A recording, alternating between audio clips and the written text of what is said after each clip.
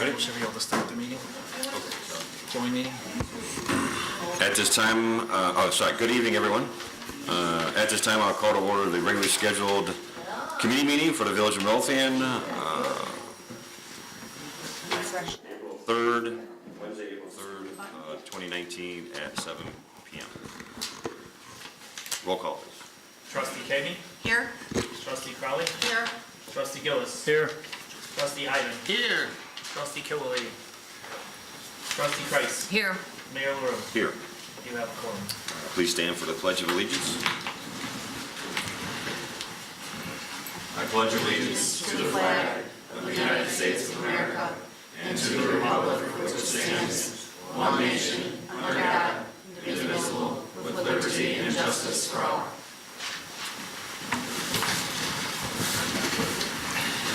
Before we get started, there's three gentlemen here in the second row from Richards High School that are here for a school project, government class. Yes, that's right. They would like to stay for the whole meeting, but they have a curfew, so please keep it brief. All right, we're very excited to have Karen from the Forest Preserve District of Cook County to give us a brief presentation about what you guys do. Yes, thank you for having me. My name is Karen Vaughn. I am the Director of Permits, Rentals, and Concessions for the Forest Preserves of Cook County. So if you ever pull a picnic permit for a family reunion or a walk or run or other special event, it's my team that you deal with. We also oversee our golf courses, our boat rentals, other kind of revenue generating activities in the Forest Preserves. I'm very excited to be here. I am not a Midlothian resident, but I live in Beverly in the city, so I'm a Midlothian neighbor. I'm very familiar with the area and with the Forest Preserves out here, and really happy to have this opportunity to speak with you.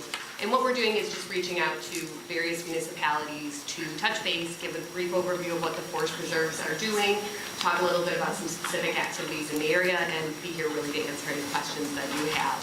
So just to start as an overview, the mission of the Forest Preserves is twofold. It's both to protect and restore the natural environment here in Cook County, and also to engage residents in nature and help provide environmental education, environmental learning, both to students and adults. We have about 69,000 acres in the Cook County Forest Preserves, so that's 11% of county land. It's about half the size of the city of Chicago.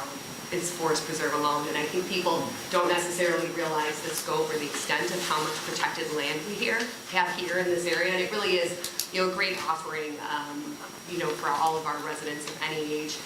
We're also one of the most ecologically diverse counties, so we have more threatened and endangered species found here in Cook County than anywhere else in the state of Illinois, which I think is something people also don't realize. Within our holdings, we have a variety of different habitat types, from woodlands to savannas to prairies to wetlands, and these really provide a great deal of services. They help to clean our water and our air, they help prevent flooding during heavy rainfalls, and again, they're home to threatened and endangered species of all types.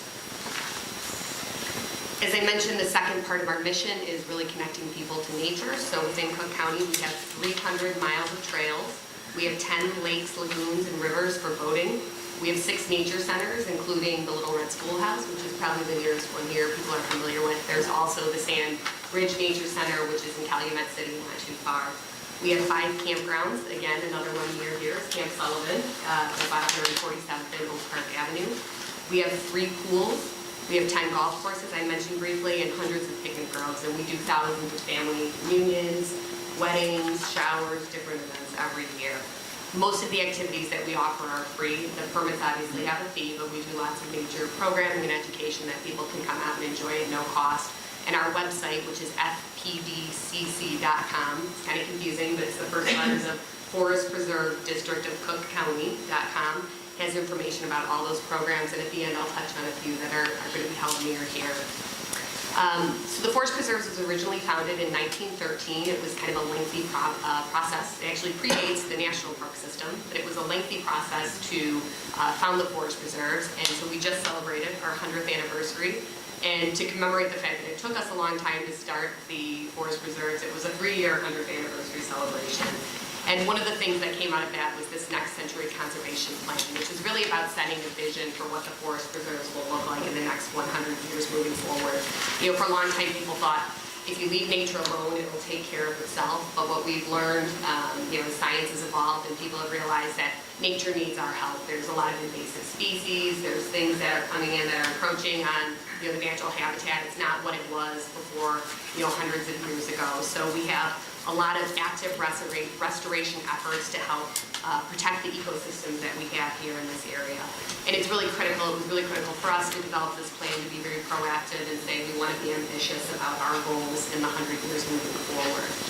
So the 4 key tenets of this plan are nature, restoring nature to health, making sure all the people feel welcome, the economy, helping businesses do business in the county, helping, and in the forest preserves, helping people's property values who are neighbors of the forest preserves, and making sure that our residents understand and value the preserves, and then leadership, so continuing to be good stewards of the public resources that we have here in Cook County.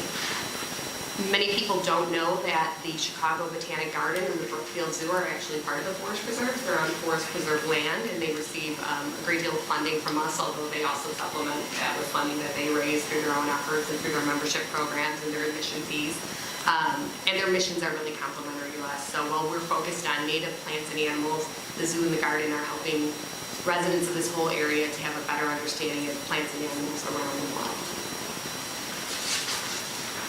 So, as I mentioned a long time ago, or for many years, people thought you didn't really need to be an active participant in maintaining nature. You just left it alone and it took care of itself. But, we know now that nature needs our help. And that's a great picture up there of the bald eagle, because I think that's an example of how the success story of restoration efforts. 10, 20 years ago, people would laugh at you if you had said there would be a resurgence of bald eagles here in Cook County. And now we have about 8 nests around the county in different areas, including some in the Southland. So you can see that the work that's happening to restore these habitats is having the desired effect, and it is bringing these types of species back here.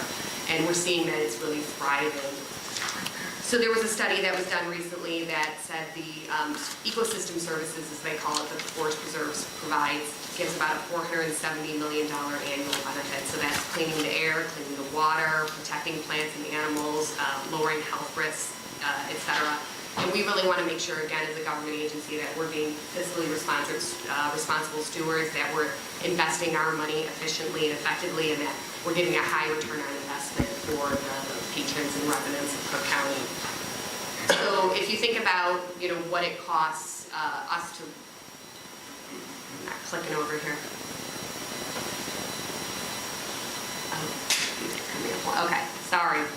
So if you think about what it costs us to run the forest preserves, if you think, okay, I go to Starbucks once or twice a month, buy 1 or 2 coffees, that's about what it costs the average household for the forest preserves.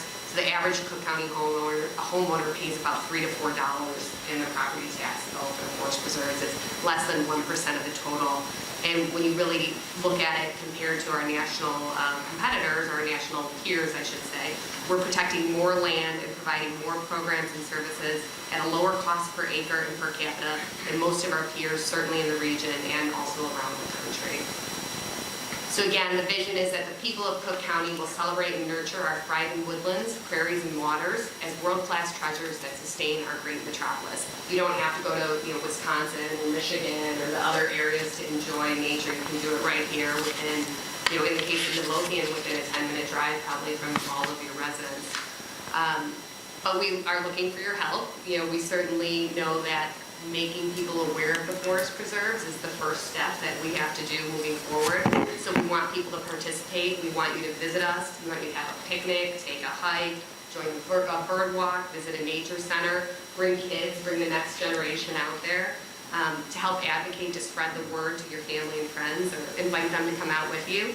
And to support us, and there's a variety of ways you can do that. You can join a restoration work day, so actually go out into the woods and be cutting the invasive species down, or participating in other efforts like that. You can volunteer at a nature center. We also have a Forest Preserve Foundation if you wanted to support the foundation financially to help do these restoration efforts. We would certainly welcome that.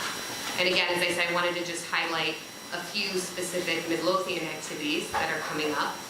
So at Midlothian Meadows, there's a Hike the Preserves event on June 15th at 10 a.m. The Oak Forest Heritage Preserve near there, I hope everybody's had an opportunity to visit that. It's a tremendous, recently renovated site. There's a hike there on July 20th, St. Mihai Woods, August 17th, and then again, Midlothian Meadows on October 5th. These are all 3 activities that are led by our naturalists that people can just come on out and enjoy.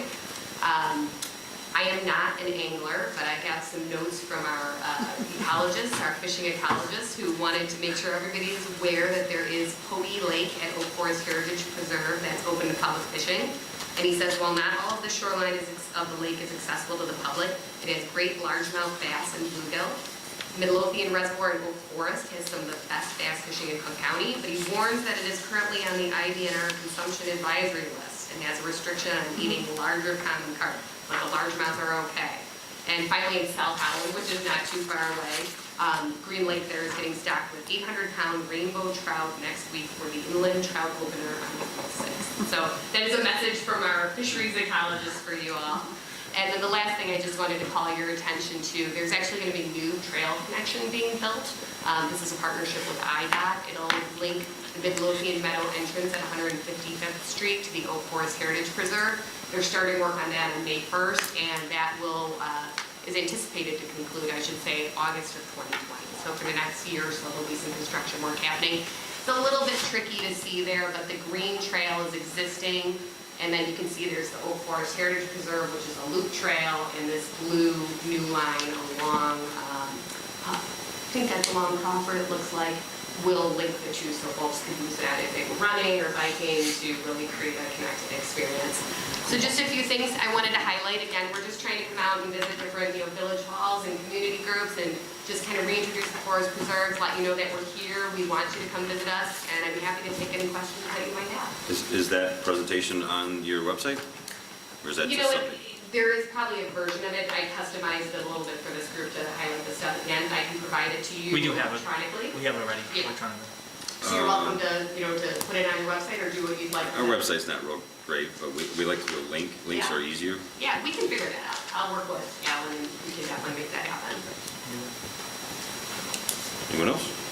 I just have a quick question. I can't see Oh. the TV screen, so I wasn't able to see the map, but I'm going to ask friends over here, Mr. Gillis and Chris, did that link of that trail, do you think it's going to align at all with what we're trying to do with the Natalie Creek Trail? As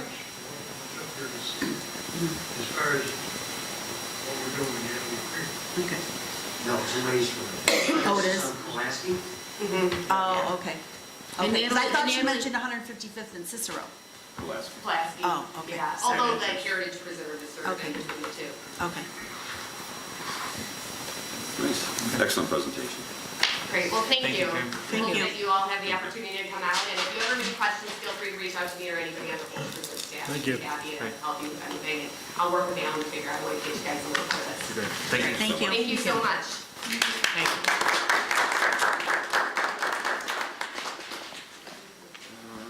At this time, I'll move on to public comments. If you'd like to be made a matter of public record, please stand, state your name and address, and we'd ask that you use the microphone so that Helmut can hear us back there. So any comment tonight? See, okay, Valerie? I would like to think that I project well enough where the microphone's not necessary. Good evening, Valerie Weiskirk. One very fast question. Mayor LaRue, Yes. just curious, when, if at all, do you have any intent on giving me a phone call so that we can go ahead and pick up where we left off almost a year and a half ago? We haven't had the chance to even talk when we've been in the same room, so I'm kind of curious, when, if at all, you plan on dialing the phone and giving me a call and saying, hey Valerie, how's it going? And so what have you seen here in Midlothian? What feedback can you give me? I will call you tomorrow. That's fine, thank you. It's the same number, right? If it's a 708-872-0404, yes. Okay. Anyone else? My name is Jamie Guzman. I live on Fulmer, 147 Ruby Way. The property to the north is abandoned. I know I've spoken to several of you in the past, and I know there was an issue with trees, which someone has cut off the trees now, so that's great, but it wasn't you guys, it was someone. But now I'm having an issue with my neighbor in the fence, because the neighbor that's to the east does not own the property, and I understand you guys are trying to get it out of scavenger or something with the creek or future. I don't know if you guys are still trying to do that. That's gotta be one of the properties they were looking for an easement for the creek project? It's 14713 Fulmer. It's the vacant lot between you and Chris You know Parker's it. property? Yes. Okay. Can you see it from the street? Because after you and I talked on Saturday, I drove by there to No, see you what it was. can't because. And I couldn't figure out which parcel it was. Anyone's more than welcome to come in my backyard tomorrow and take a look. I'm home all day. There is a vacant lot in between the two. And I don't have a problem with the vacant lot. It's the tenant that's to the east of it that uses that lot to allow her dogs to be in it, poop in it. She doesn't pick up poop. She cuts the grass when she feels like it. She doesn't take care of any of the weeds. So if she's allowed to go on the property for her dogs, then why is she not allowed to maintain the entire property? I'm at the point right now that my north end of my fence is being damaged by her dogs. Not only the dogs she has now, but the 2 dogs prior that have died, which were boxers, which were about 70 to 80 pounds. I myself have 2 dogs, plus a puppy. I cannot have my daughter, who's 15, go in my backyard with our dogs while the neighbor's dogs are out, because they come scratching at the gate. We put chicken wire up, we blocked entrances, we blocked it with a skid, we blocked it. I'm waiting for the creek to be done so I can figure out what I'm gonna do with the fence. Right now, that fence goes from the wires to the creek. I'm not putting a fence up to the creek. I'm putting a fence up to the back of my backyard. However, I don't know what I do with the rest of the fence that's falling. Is it- keeping her dogs in her backyard? Is it your fence or their fence? I have no idea. It's on the Okay. property line. Okay. Can you give Superintendent Weiner the address and they can look into it? Carl, I know you guys have been trying to get a hold of him. I did speak to the tenant that lives on Kilbourne and asked her, hey, can you keep, I don't mind the dogs barking. I don't care if the dogs bark. I've asked her, do you think you could keep the dog off the fence? I know it's not in the best condition, but your dogs are hitting it. And her excuse was, well, I can't see them from my back door.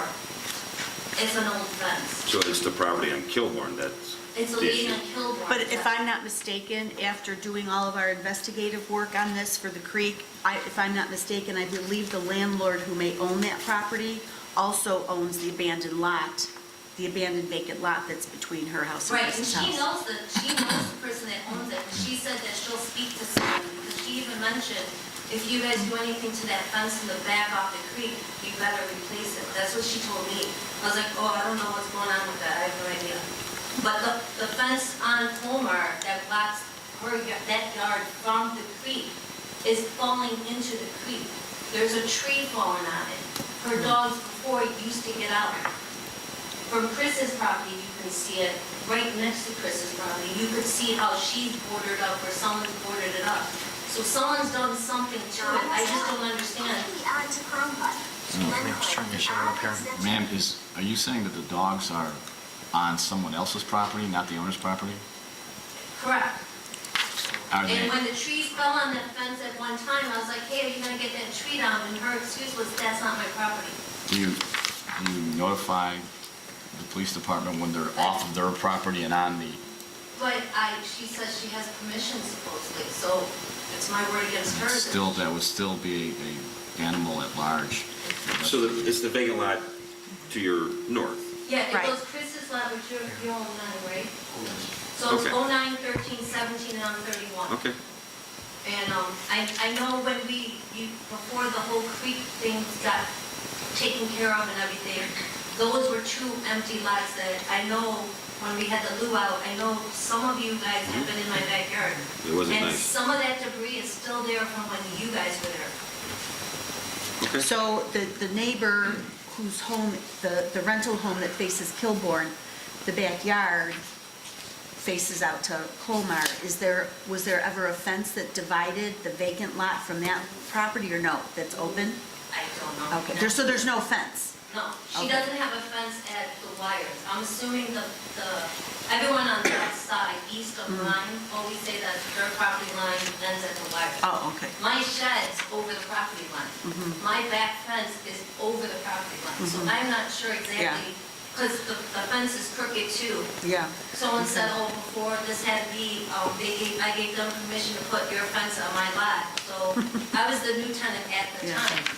So I was like, oh, okay, oh, okay, oh, okay. But now, I keep my dogs off of it. I put my dogs away from it. My dogs don't go by it, they're outside, they get a cookie bone when we go in. But her, on the other hand, we can't do anything but go inside. All summer long, it was like that too. And her property is 2 feet above my property, so now when we have the bottom barricaded, now the dog is climbing up on a ramp to look over.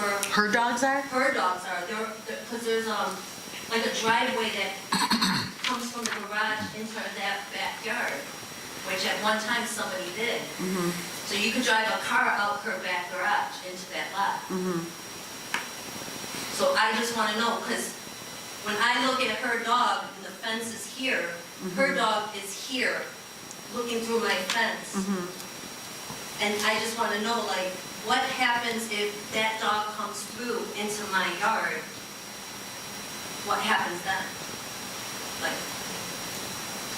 I mean, because that's going to happen eventually. Well, we're going to look Yeah, I into it and hopefully Yeah. prevent that before it happens. So if you could. Could the you address do me a down. favor and write down all the addresses in question? Do you have the address of the house on Kilbourne? Could you write that down? That house I Yeah. don't have, no. Okay. Kilbourne, but it's the one next to the Allstate or whatever. It's the very first house Yes. on Kilbourne. After there's the, Is that a pool? It's on the west side of the street? it's on the west side of the street, there's the light, Okay, the two businesses, and then that house. okay. 14736. But you'll be home, so someone could. I'll be home pass it. tomorrow, yeah. I'm home on Okay, thank you so much. Sorry for your Thank you. issue. Anyone else? Mayor, I think we have 3 young students who are visiting our fine village, and I'm guessing that you're the gentleman from, Richard Hesketh. right, Yes, I am the one who emailed about the Yes. yes. so they're doing a class project today to You look missed, at you our... missed that part. We all got Yeah, it. already got that. Oh, by the way, let the record reflect that trustee Kelly's. Okay, fine. Yeah, we mentioned it. Okay, great. I did have a question. From what I understood from Trustee Carl Ivan, that you guys are all you guys all have department heads and everything. Yes. So each and every single one of you, which ones do you guys represent? That's probably my question. So trustee Gillis is over the fire department. Fire department. Trustee Ivan is over finance and administration, the front office. Okay. Trustee Kreis is in charge of economic development and community outreach and grants and everything that doesn't include a specific department. She does. Trustee Crowley is over the police department. Trustee Killey is over public works. And Trustee Cavney is over building department. Okay. Building department. Okay. So in cities, they're called aldermen, and they'll take care of a ward or a precinct of the city, whereas in village, the way we have our setup, where each trustee is in charge of a department. Yeah. Okay. Okay? You guys got any questions? Excellent question. Did you still need a photo? Yeah, towards the end. But, Oh, you're gonna stay for the whole thing? Actually, we might have to leave it. Well, should we let them do the photo right now? And then cut to the I rest already of the took a business? photo with them. Huh? Did you take a picture with the mayor? No, we got a bunch of stuff. Yeah, we got a bunch of selfies. It's not necessary. Oh, that's fine. I didn't know that they got photos. Okay, that's good. They told me they had to take pictures. They took pictures. All right, beautiful. Okay. That was much earlier when we asked you. All right, anyone else? Well, you know. All right, I'll close the floor to public comment and move on to business trustee Price. So, thank you, sir. After last week's meeting, everybody asked if I could get back to Kate Vasek and reschedule the Stormwater Management Capital Plan presentation, and it will be on Tuesday, April 23rd at 5:30. So Kate and Strand and Associates will be here. I received another email from Kate today. They are editing the plan. It should be available on April 10th, and then it will be available for distribution. And I believe Trustee Ivan and Trustee Caveney wanted hard copies, correct? Correct. I'll request that hard copies be delivered, but I will then make sure that everybody is forwarded the information. Okay? Any other questions? hopefully that'll work out, so we won't be here for a 5-hour meeting. The next item, the saga of the permeable parking lot north of the Rain Ready Community Garden. We did get the survey. Clerk Moskal, you've got the survey? Yes. And it was provided to Antero. They plotted everything out with the survey. I sent everybody a concept plan. Keep in mind, this has not been final engineered. This is a concept plan. In addition, because this is going to need some re-engineering, I sent everybody today a change order, because we need a little bit more work done, and it's going to have to get approved by Springfield. So that's what I want to make everybody aware of. Now, based on the survey, and based on what the board intent was over the discussion the last couple of months, this parking lot is shifting a bit to the east. You can see all of the striping. I think everybody agrees that's what we want. But again, there's some re-engineering that has to occur, which is why we need the change order.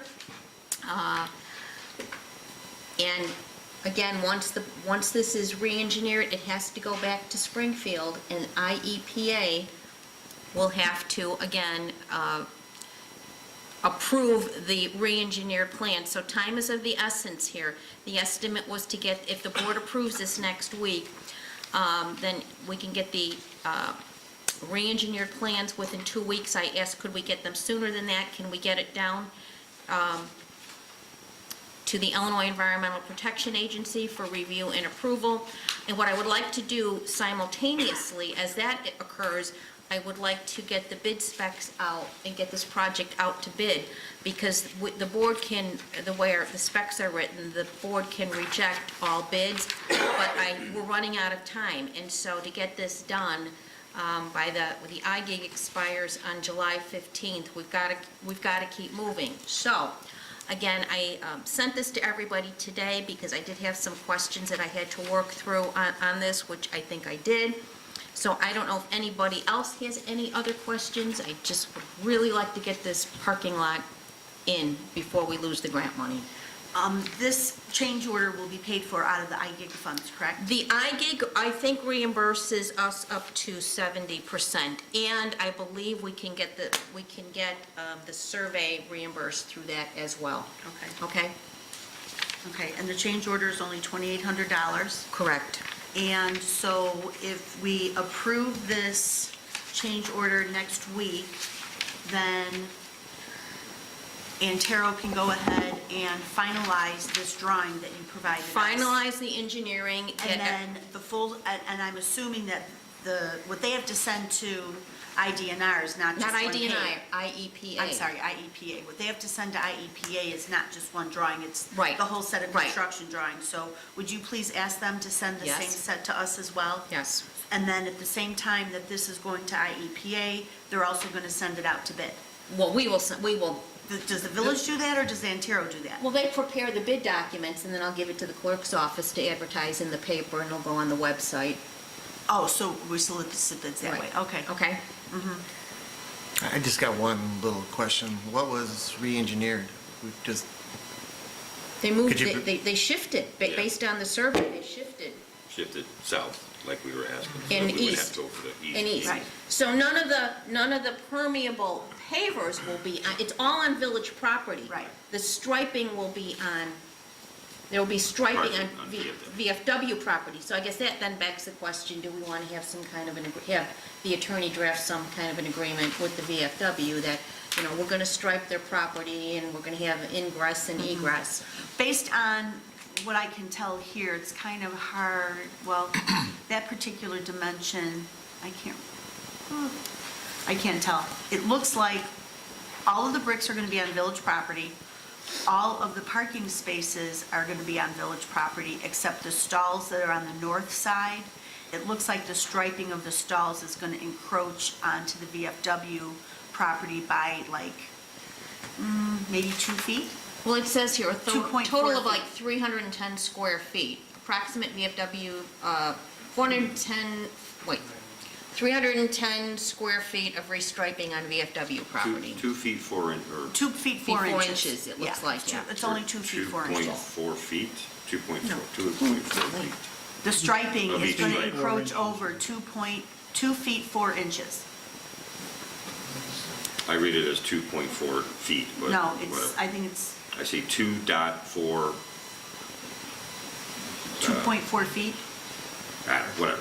2.4 feet would be Same 2 thing. feet 3 inches, right? 2.4 feet. Okay. I'll need to, I'd like to attend one of their upcoming meetings too, so. They're what meetings? One of the VFWs. Oh, yeah. Get on their agenda to talk about it. I'll bring a picture. Okay. See if they would like to, I don't see it as a big problem. I don't either, because I think everybody's going to benefit Oh, from yeah, this. Right. you're adding, They're going to have parking spaces. Right. The only thing that I could you're adding see structure. that we would have to ask VFW is we would have to ask them to, they have a handicap space right next to their door, and then next to that is an odd spot that somebody parks in sometimes, and that odd spot, if it's a pickup truck that parks there, it's gonna I thought that was for the night It's good. bartender. it's gonna have a problem with the ingress and egress. So they're gonna have to, they may have to stripe that yellow so nobody parks there. It's the parking spot that's right adjacent to the sidewalk.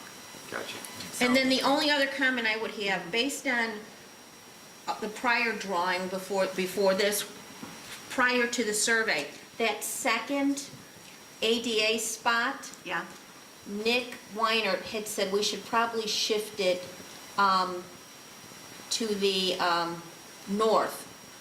Oh, Okay. flip it over? Yeah, so, Okay. Again, I want him to look at the. So they're head to head Yeah, instead of next to each exactly. other? So I need to Okay. verify that with Yeah. him, okay? Outstanding. Yeah. Well, I mean, it's Yeah. taken a long time to get to this point, but I think No, before this just is- having a this is parking good. lot and Yeah. not having it, contiguous with all that space where the chief has cars and just getting all that striped, and then the suggestion about taking out that existing pavement, it's just gonna look a whole lot better, And so. this looks like they're not gonna have to go into the rain garden at all. It was supposed to Correct, be 18 feet. correct, correct. It's taken a while, but you've done it the right way so that we're in compliance and Right.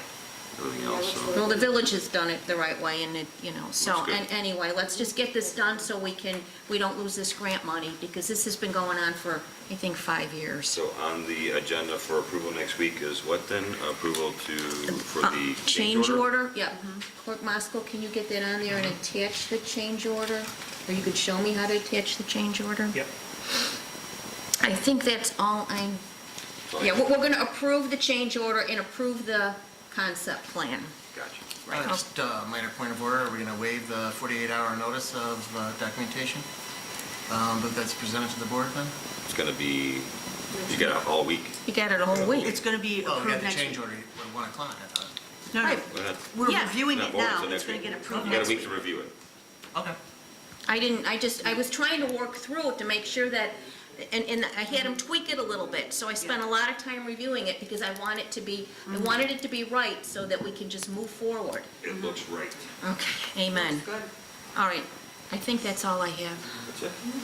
Oh, and just, everybody, just a reminder, Great Midlothian Cleanup, some of us are gonna be going out with letters and flyers, starting to visit businesses beforehand to try to get them on board for the Great Midlothian Cleanup on April 27th, so, If you have a copy of your letter done, could you shoot me a copy? Yes, So I will. I need to cut and paste some of it for a couple letters I have to do. you mean you want to R&D, rip off and duplicate? Yes, ma'am. Okay, and that's all I have. Thank you, ma'am. Trustee Ivan.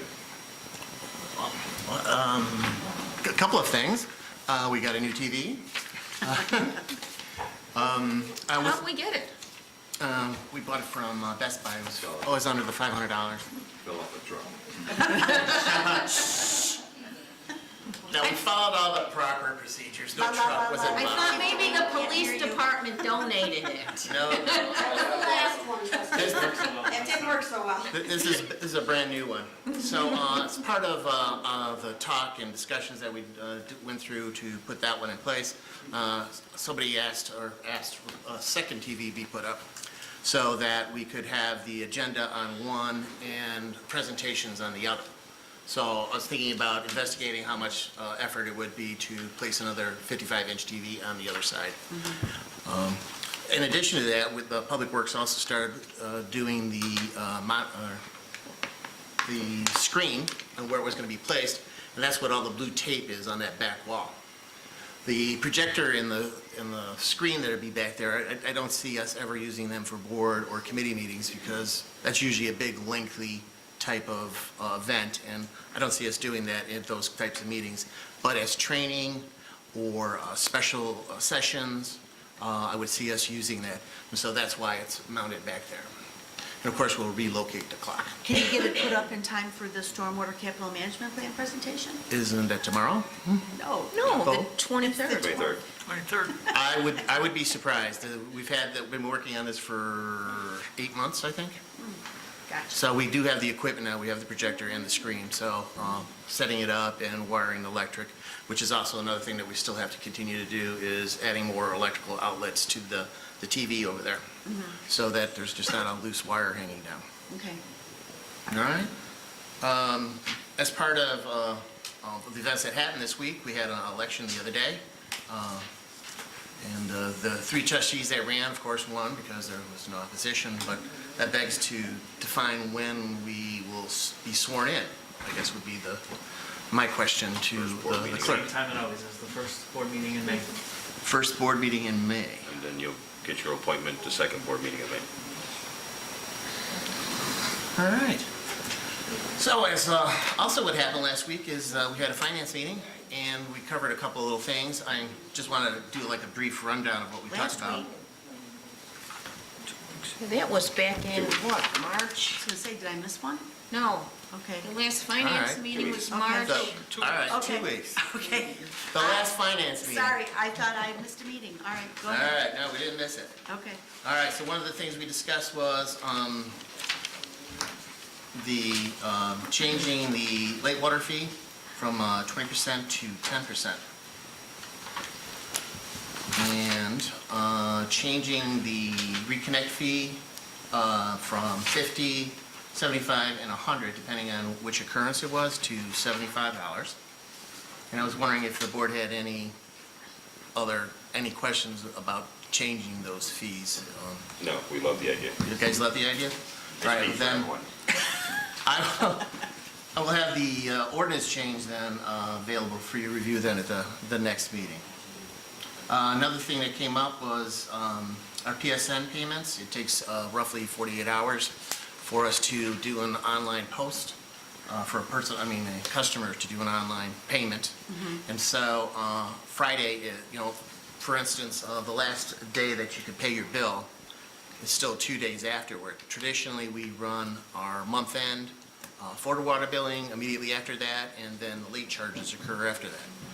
So we're talking about delaying those things, giving basically a 48-hour grace period for those not late payments. It just shows that they're pending and haven't gone through the whole process through PSN. Right. So that we wouldn't have to charge them late fees. And then reverse it. Even though they went through through the automatic process. And that way then we could bypass those late fees. So that's a procedural change internally. Does anybody have any issues with taking that consideration for if they pay on the last day, that counts for the first 48 hours after they make that payment? I'm not sure I understand your explanation, but if I understand it correctly, what you're saying is if my bill is due on April 5th, I can pay it on April 5th, even though PSN's not going to report it to the village until April 7th. Yeah, we won't get your payment for 2 days. Right, the village won't see it through PSN for 2 days. No, we'll get notice that you made the payment. And it's But just pending. that it hasn't been processed. Right, so then the village will not. Charge you a The late village will fee. not charge late fees. The village will push their process off for 2 days to not charge late fees. Correct. Yes, I'm totally in favor. I am too. I don't think we should penalize our residents because if you a lot of times you go under, if your bill is due on the 15th, You pay it on you pay on the 15th and you don't expect to get a late fee. If you come to Village Hall with a check and pay on the due date, you don't get a late fee. That's Right. considered payment. Right. So why wouldn't it be the same for Exactly. PSN? Exactly, Don't because the penalize. village has your payment, but technically not your money. So- All right, well, then I will notify Finance to change the procedure to take that into account. Awesome. Just want to make sure that you guys are on board. Just for the heck of it, if we look for another vendor. I know PSN cost-wise for. Well, it is years on ago- the cycle every 3 years. We start to look for new vendors, so we are going to try to do that this year. Okay. Okay? Now, Trustee Kreis, you were doing the negotiations for our vendor to see if you could get a better deal. Were you able to succeed? Well, actually, I was not very happy with the conversation I had, so I had been talking to Treasurer Britton about it, and then of course, I formulated Plan B, because I was not satisfied. And she told me, we had a conversation in her office, and she told me that Locus has a module to barcode vehicle stickers and pet stickers. And that it was going to be on board docs, and then I couldn't find it, Trustee Ivan, so she said you had the information you were going to share with the board tonight about that system. Well, yeah, but so you weren't able to get a better deal is what you're telling me? What I with that? said was I attempted, and then I was going to go to my Plan B after I talked to her again, but then she came up with, she told me she had a better option. No, she's got a cheaper option. It's not necessarily better, though. But, all right, I do have the information on the alternative one, and that is to spend $500 on a barcode reader module, which will allow us to do vehicle sticker renewals by basically putting a barcode on those stickers. And that's all it would provide us, is that. Can I ask that we don't, that we hold off on the pet sticker portion just because? There is no pet sticker portion for the solution. Oh, just Third Yes, Millennium. Third Millennium only had it, yeah. I want to hear. Third Millennium was the whole package. They would handle the mailing, the sticker, the invoicing, and electronic billing, and the whole ball of wax. Now, with this alternative, all we're going to be doing is putting a barcode on our bills, which will facilitate the line when the customer comes in and shows us their bill, we'll be able to barcode it instead of typing in their address. So that gives us a minute or two of time. But it will not clean up our data or any of that nature that Third Millennium was going to take care of. For the pet sticker license, I really want to hear the demonstration that you guys heard that I think Ellen, you set up. From ProChamps. From ProChamps. From ProChamps. So I really want to look at that, I just haven't had a chance yet. Can we talk about that at the other version at the finance meeting this month, or? Yes, we can. Okay. I just wanted to bring it to your attention that it is an alternative.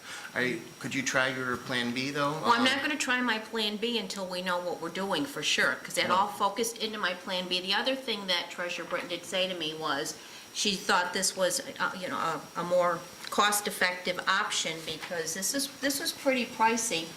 She did say that they are fully staffed up there in the front office, and what was the other thing we I'm discussed? confused. What was Plan B? Was Plan B a different vendor? No. Plan B yet. No.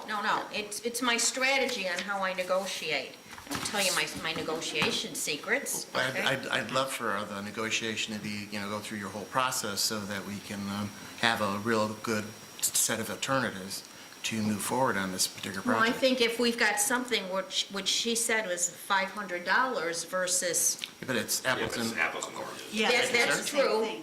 And- That's true. And she also said that we talked about the database from the Secretary of State's office for the scofflaws, and she did say the one we got years ago was awful. She thinks they have really improved that database, so that would still be an option to spend, I think it's $500 to go up to the scofflaws that way. So, if we can save money, I'm all for looking at this alternative option.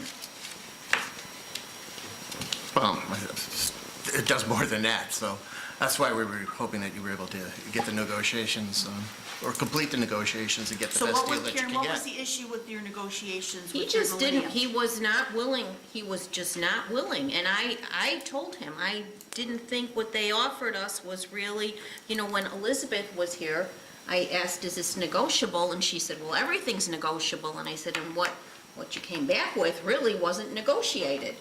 Said I was very disappointed, and, I'll ask Maggie if she thinks it'd be worth it if I call it, I don't know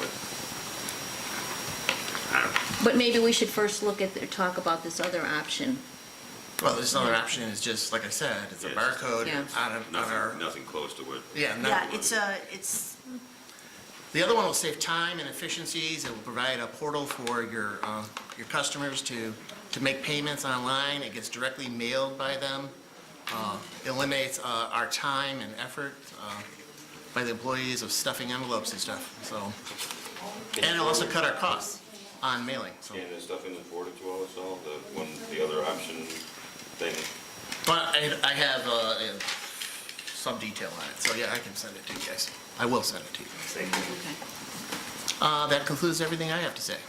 Sir, Trustee Gillis? Yes, Mayor, I just want to inform the board that May 1st is Museum Day in Springfield.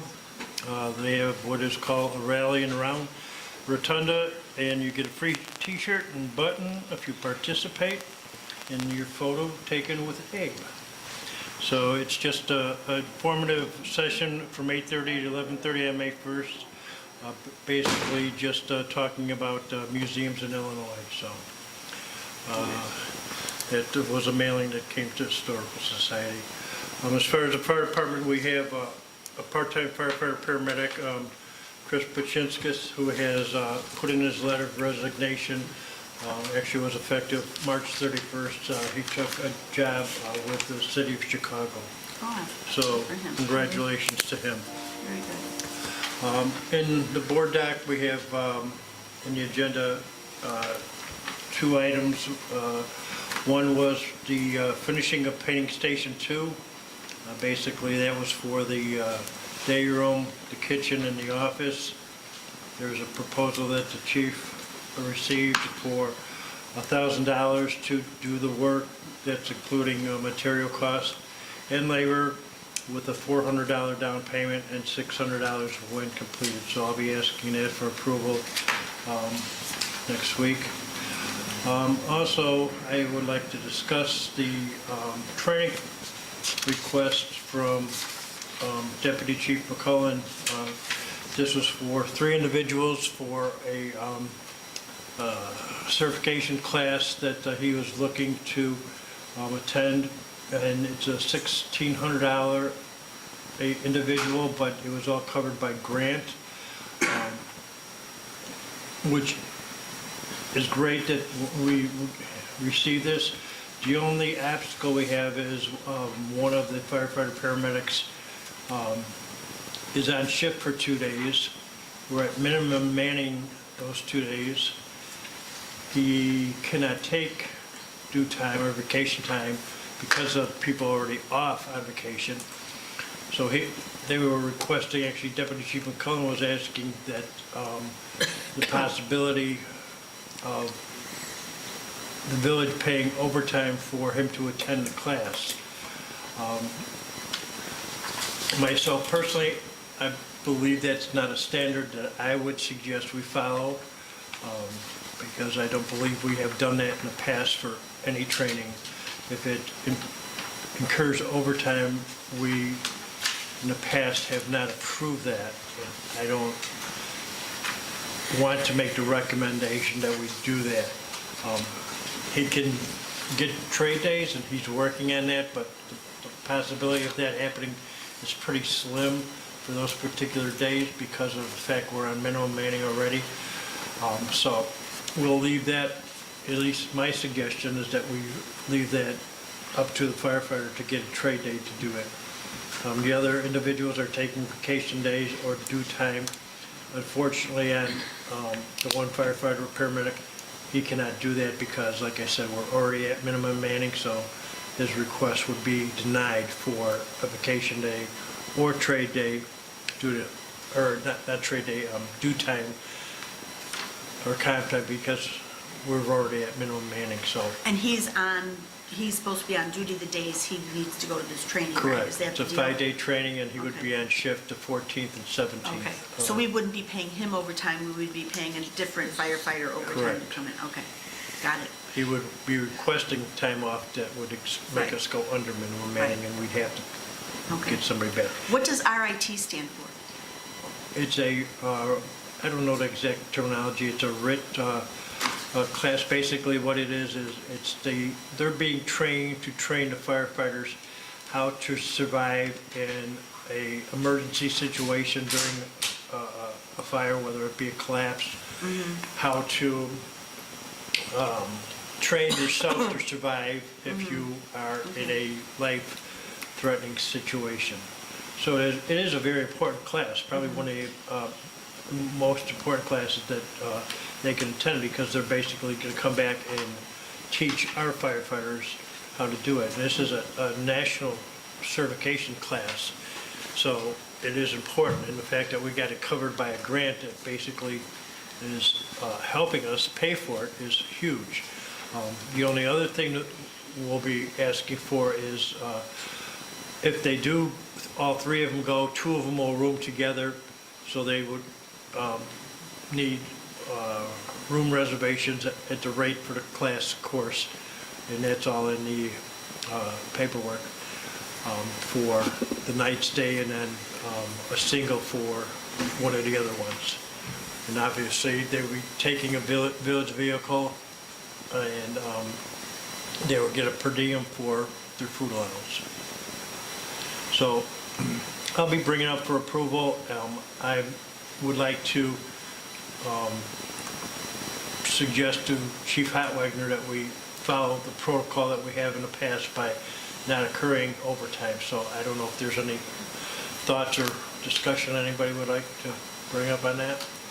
I'm good with leaving it, whatever the chief I does. concur. Okay. And I believe that's all I have. Thank you, sir. Trustee Cagney. Thank you, Mayor. First, I want to remind everybody that tomorrow night at 7 o'clock at Ray Day Lodge is our very first Community Rating System Town Hall meeting, and all property owners and business owners in Midlothian are welcome to attend. I hope to see all your shining faces there. In your, Looking forward to it. in your maybe hopefully wearing your Team Midlothian uniforms. First item I want to discuss that I think that we will not be approving is, Real quick, so who's going to be there to greet the... I am. I'll be at Ray Day Lodge at 4:30, quarter to 5. She finishes my sentences. Yeah. You coordinated, we talked to the guy from the audio place, right? Yes, yes. His technician will be there tomorrow between 4:45 and 5 o'clock. Set up. Yes. Okay, so we had a couple of glitches last week with the extra space storage down the street, but I believe we got them all ironed out. Attached is an invoice that shows 0, which is not correct. Not sure why extra space storage on their computer system doesn't have an option for monthly payers versus annual payers. And since the village paid on an annual basis, that's the reason why our invoice showed 0. So yesterday, the manager sent us a corrected invoice, but it's not for this dollar amount. I believe it's a little bit more, it's like $1,350. We do have the invoice, Maggie stamped it, it's all initialed, and I apologize, I thought that we had gotten a copy of it on this agenda for today, but we didn't. So I will put it on the agenda for next week for approval. 13.25. Yeah, it's, $100 more. yeah. So, It's on the agenda for approval. I mean, pardon me? But it's not for that amount. But not for this amount, though. We could amend that. That can be amended by the motion. We don't, Second. do you have the Let me go copy? get the Well, copy. it's in the email. It's in the email. Huh? It's in the emails. Is it? Did I email it to you guys? All right, well, I don't know how to get out of board docs and go to my email without screwing the whole thing up, so I'm not going to do it. If you had an So somebody else can look up the email and tell me how much it is? The mayor is looking that up for you right Oh, now. thank you We'll go very on to much, the Mayor. next item.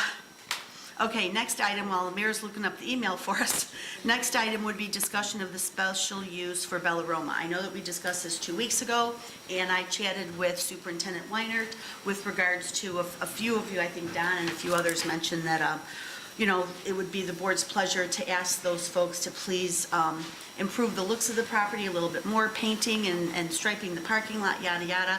And I was informed by Superintendent Weinert that we don't have the option of making that request. It's not in our ordinance that we can demand that somebody paint their building. So, the special use that was approved by the zoning board is what would be, is those items are what would come before the board for approval. So I would have to pull all that documentation out and re-review it again, but that's where they're at. Did we find out why the tow truck is still there? Is the tow truck still there? I thought it was removed. It's removed. Yes. Was there yesterday? Yeah. I Oh, seen was it there too. yesterday again? Okay. Well, I drive it every day and I thought it wasn't there. Yeah, okay. I seen it there Do you too. trust your eyes? Do you trust your eyes? My eye seen it too. There you go. The younger guys see it. But I didn't have my glasses on. I don't think he's making, I don't think he's making that into a line. I don't think he is either. Pardon me? I don't think he's making it up. Okay. I must have Okay. overlooked it today. And that was the big semi-tow truck, right? We're talking about? Yes.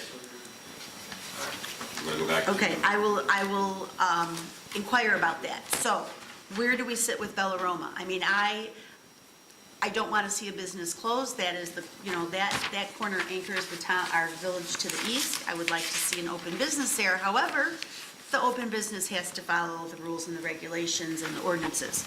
So, one day the truck's gone, the next day the truck's there. Well, I guess when the truck is there, then he needs to get a ticket, right, or a citation, That would be correct. right? The attorney said that would be correct. Yeah. The status that we have right now is that the zoning board of appeals has passed a recommendation onto the village board with conditions. The village board, in prior discussions, felt that there might have been some items that would want to be tweeted. At this point, the board should either have some conditions that are going to prevent the acceptance of the special use or grant the special use. Now, again, the zoning board of appeals informed the business owner that this was an ongoing requirement, that should they violate any of the conditions after the issuance of the special use, it would result in the removal of the special use. So the board has to, at some point, give a thumbs up or a thumbs down as to the zoning board of appeals recommendation.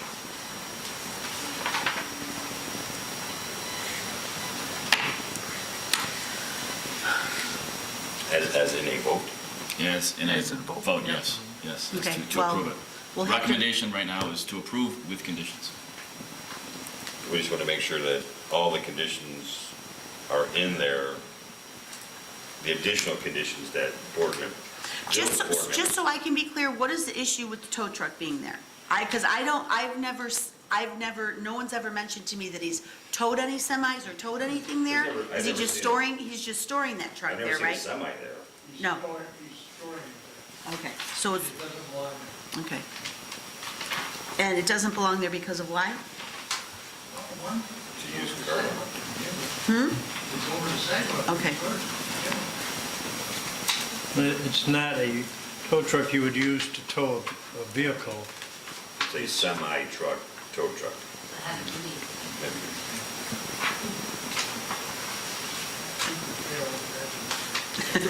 So does everyone have the recommendation from, I can't remember, that was sent We to did, them? we received We all of it a received while it a ago. while back, ago. and there was a Discussion. hold off, that we did not move forward to vote to approve it, because at the time, the place was still a little bit messy.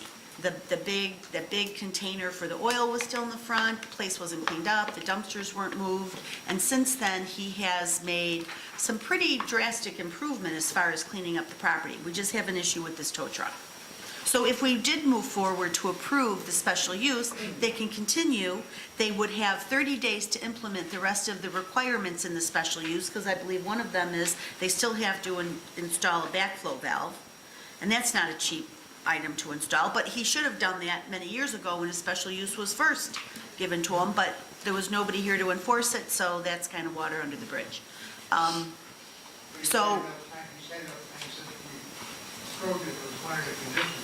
If he didn't do it, we don't have to wait for him to be in violation. He just doesn't do it. Well, I'm thinking that he has, my guess is, and I'm just taking a wild guess here, is that maybe he hasn't moved forward to make that expense because he's waiting for the board to approve his special use. That's correct. Before- I believe some of the items may Right. need a permit.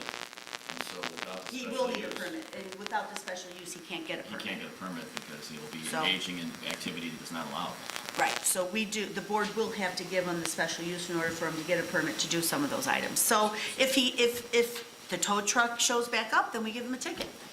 And maybe after he gets enough tickets, he won't put the tow truck there anymore. So we have to officially approve this The special zoning use. board's recommendation for the special use. We just wanted to make sure that all of the additional thoughts that the village board members had that night of the discussion were included there. So can you everyone revisit their special use recommendations from the zoning board so that everyone's, because we're going to take a vote. We're going to take a vote. I mean, Right. And I think the big issue is just having him maintain that property. Not having, Right. not having. And not having us Having it- chase him down once a month to clean it up. Exactly, we want it maintained on a Right. regular basis. If it's the board's pleasure, I have what the conditions were. Before you, can I just ask one question? Kathy, or? Yes. Yeah, Kathy. When Superintendent Weinert said that the ordinance doesn't allow us to ask that his building be painted, I'm confused. We can't tell can't someone, dictate. yeah, we can't like the dictate to him, we don't like your color, paint your Well, building. that's not why we said it, right? It was, the paint was peeling and it was in disarray. It wasn't because we didn't like the color, right? I believe the superintendent did not find any violations with the painting Yeah. on the issues. So- That's why. So just out of curiosity, the zoning board made a recommendation with conditions and to be able to recommend to approve the special use.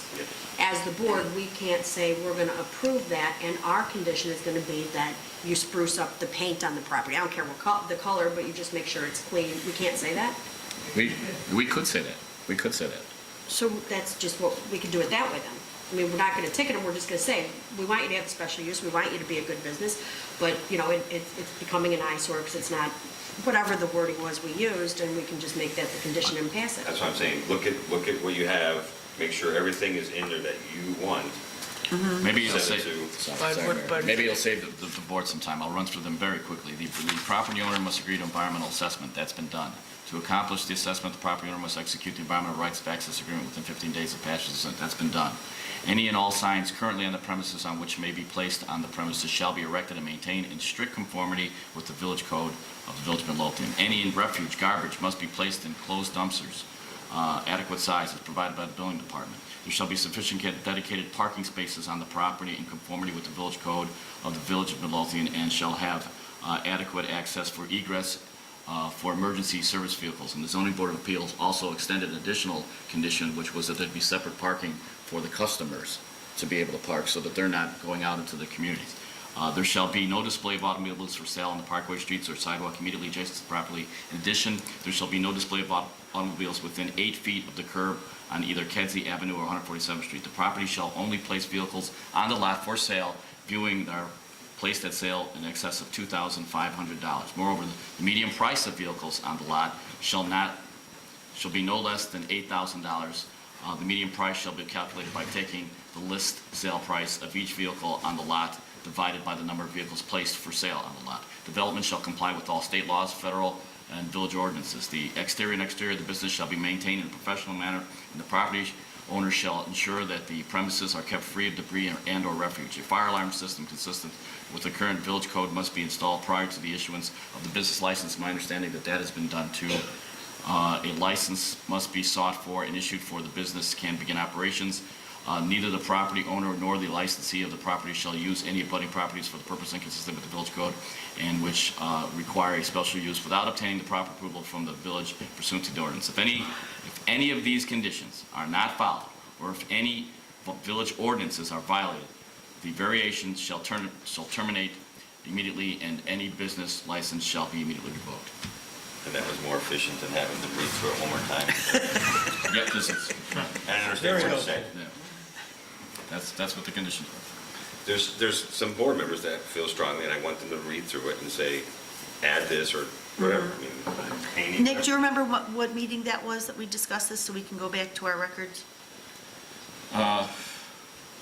It had to be about, You can search your email. Was it February? February, it would have been in February. Okay.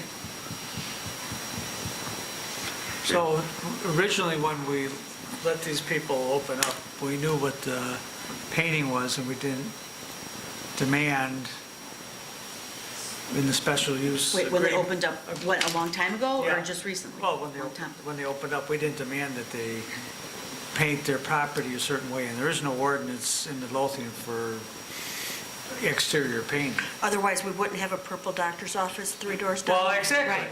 Now, I would say we would like that, and I think in the future, you know, we might like to, we could demand that, but in all fairness to the gentleman that, they've been thinking about this, that when he opens up, we would tell him that, not, If it's 4 painted, years it later. doesn't, we can't control how they paint it. That's been apparent in the house, We can't that's legislate red, white, and taste. blue.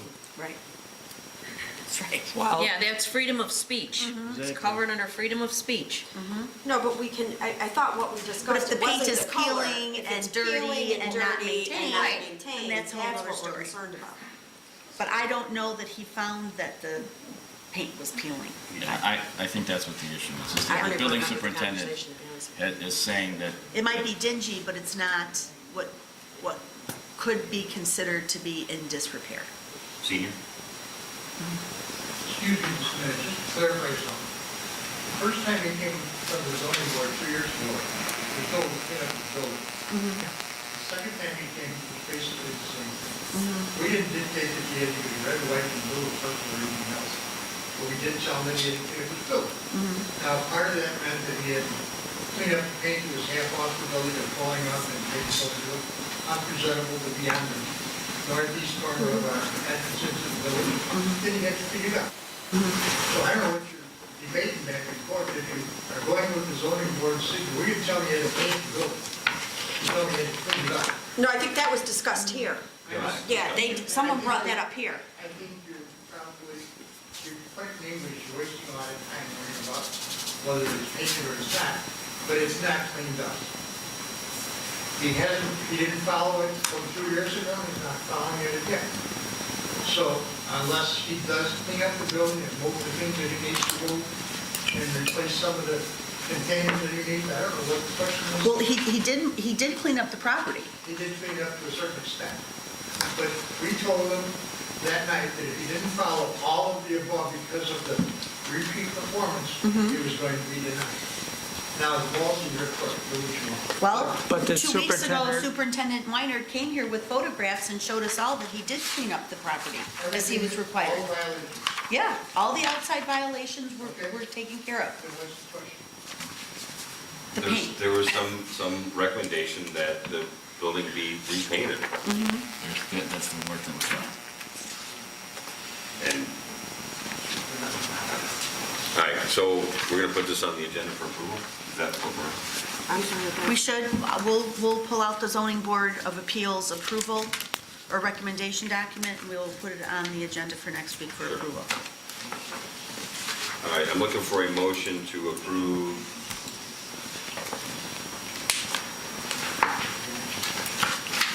an invoice from Extra Space Storage, which the Village of Midlothian is currently using as a storage unit for the Village of Midlothian. It is the annual fee.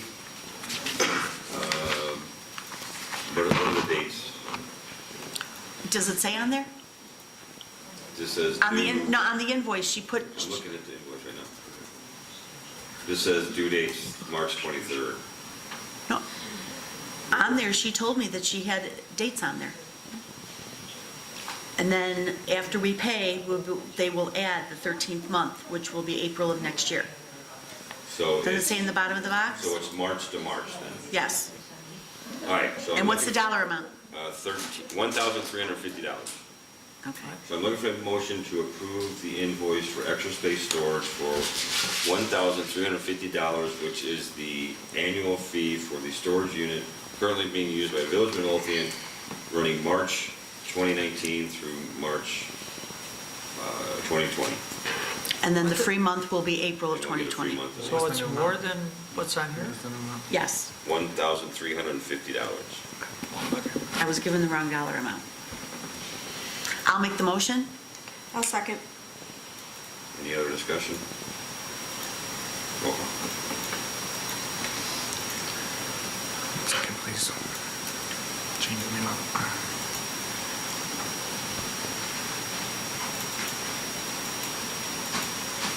Trustee Kami. Aye. Trustee Crowley. Aye. Trustee Killeen. Aye. Trustee Gillis. Aye. Trustee Ivan. Aye. Trustee Kreis. Aye. Motion carries. Next. Okay, next. Two lengthy discussions to ensue here, one on American Tower, one on T-Mobile. We'll go American Tower first. Okay, I sent you documents, I sent you several documents on American Tower. One of them was the Steel in the Air assessment that we received last year on March 8th, 2018. And in that assessment, Steel in the Air recommended that the tower payment, that the lease was worth $2,200 a month, and that was a year ago. American Tower is coming to us telling us now that this tower is operating in the negative and that they can no longer afford to let it operate in the negative, and what's prohibiting them from getting any new users on the tower, Sprint right now is their only user, what's prohibiting them from getting any new users on the tower is the fact that there's only 12 years remaining on the lease. So that any user who wants to come there is going to want to see at least 30 or 35 years, which I would not disagree with, because that's what we went through, if you remember, last year when we negotiated the Verizon lease. No tower company or no carrier is going to go onto a cell site because it's too expensive. They're not going to spend the money to go on a cell site for only a 10 or 15-year term. They want to see, they'll give you a base term of 5 or 10 years, but then they ask for 4, 5, or 6 5-year renewal options. So that's kind of where we're at right now. So let me get to... So if you look at the email that I sent you that was dated 3/25, in there is a modification request. Oh, I can't open it. Well, I sent you the modification request separately. Okay. Modification request came dated March 22nd. Last year, American Tower was represented by another vendor. Now they're being represented by a company called MD7 out of California. And they are advising us this site has been identified as a modification necessary site where changes have been identified that are necessary to maintain the tenancy. So that was that first document they sent. Oh, that was the lease agreement.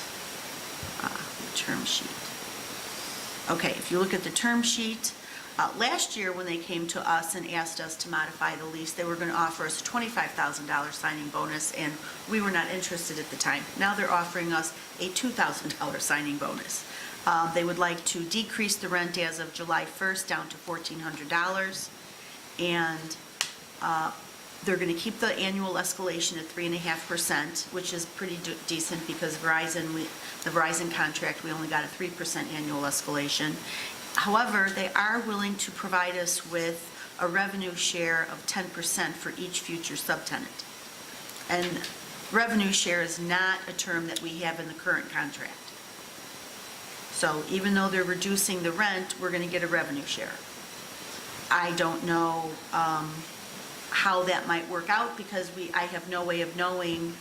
I don't know what Sprint pays them now. So obviously for any future subtenants, they would have to provide us with a copy of their lease as evidence of what their income is so that we know what our 10% would be. And I thought I had another document in here. I don't know in which order.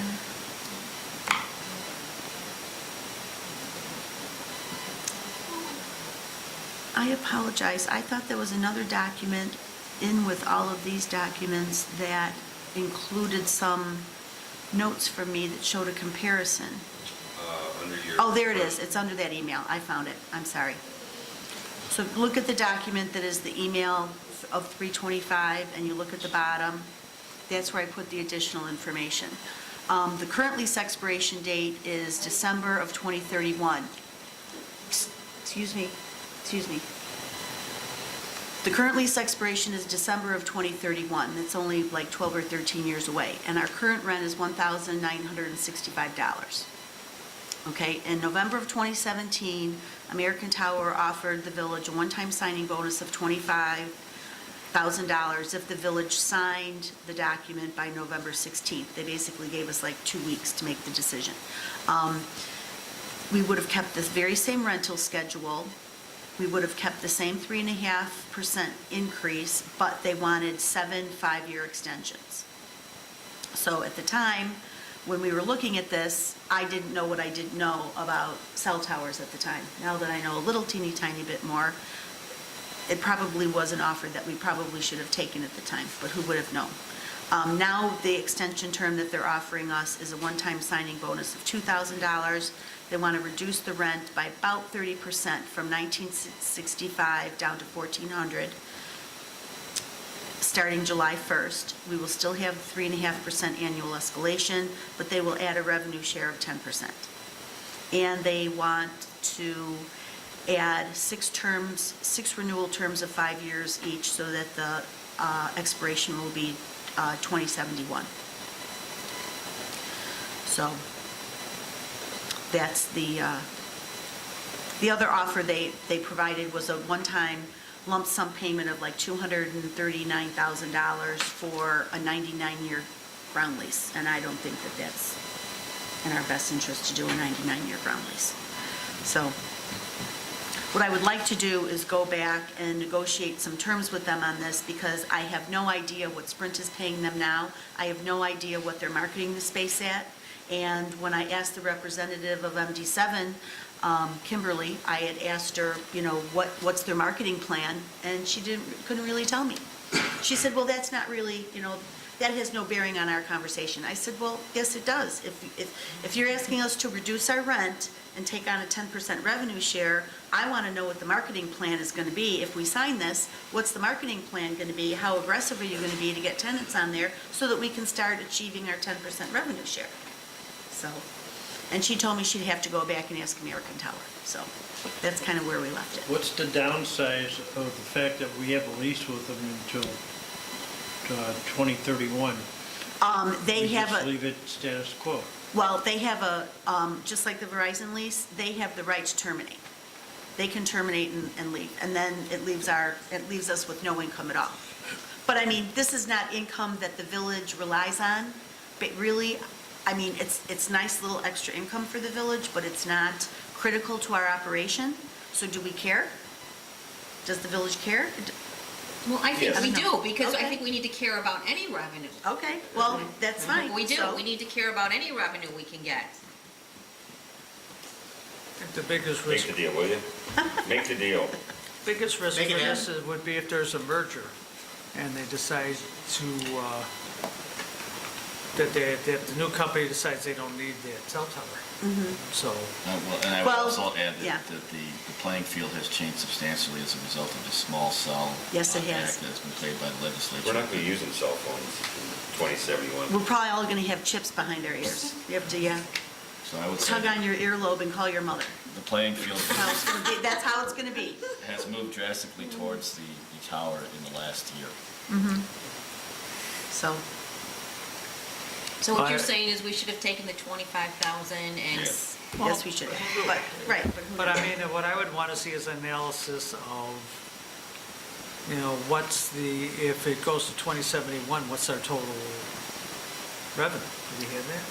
No, we won't know what that is. The only No, well, I thing, mean at the hold present on, right the only now. thing that we could calculate out is take the $1,400 a month and just bump it up every Right. 3.5% a year all the way up. In comparison to the 236. To what 236? 236,000. I mean, should we take a pick and a poke? Because on the other one, we took a lump sum payment. Take a what? Watch your language. here we go. What is a pig in a poke? But I don't know, it's a farm term. But the bottom line is that, I guess we need new electricity too, but, Because Don used bad language. I did it. So here's the big thing. There is a risk that T-Mobile It's not T-Mobile, it's Sprint. could Sprint buy is out in- Sprint. And Right. T-Mobile have another cell tower right down the road that they don't need this cell tower. Not necessarily, and I'll tell you why. The mayor, myself, Superintendent Weiner, and Superintendent Sperry had a meeting the other day with our regional AT&T rep and also with their vendor, okay? And they came in to discuss the fact that they would like to move forward to bring the first 5G small cell to the Village of Midlothian, and they're gonna put it at the corner of 147th and Cicero, right at the corner in front of the T-Mobile store. Okay, there's a village light pole there.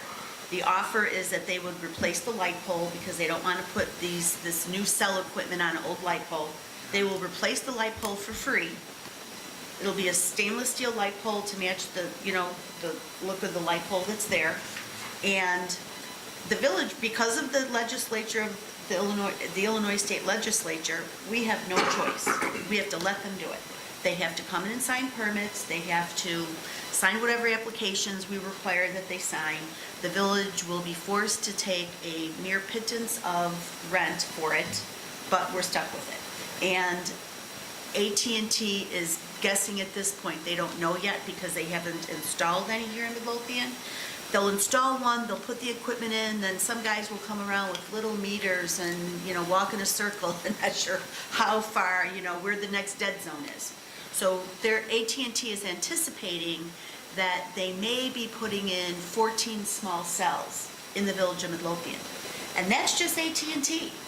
T-Mobile will come calling, Verizon will come calling, well, maybe not Verizon since they're putting the antenna right on our water tower, but you don't know. Because what's going to happen is, how it was explained to us at the meeting is, the large antenna that are going on water towers are not going away. That's going to be the main tower that then is going to feed all these small cells. And the purpose of the small cells is to provide the 5G service, which is the next step in service. Everyone's on 4G right now, or should be on 4G right now. But there are some people who can't use their cell phone in their basement. So the 5G is going to solve that problem. You used to go drive down 147th Street and hang a right on Richland and every call would get dropped. And these small cells are going to eliminate that, So we're sure that they're going to need that tower and that T-Mobile. Well, someone will still might want to use that tower because it's there and existing. And if they don't, then we're done. Then they take their equipment and they go home. Okay, so that's, again, my point is, that how's the comparison between the $236,000? We don't know what's going to happen in any of this world, and sometimes it might be better to take our money and go home. I mean, I think everything's topsy-turvy, and who's going to buy who, and this and that, and I don't know. Okay, well, I mean, I just would want to see the comparison. if that's the case, I'm sure that they're going to want to substantially change some of the other lease terms, which is fine, but I think that we just need to be careful in that. I mean, when I saw that term, all I could think of was the parking meters in the city of Chicago.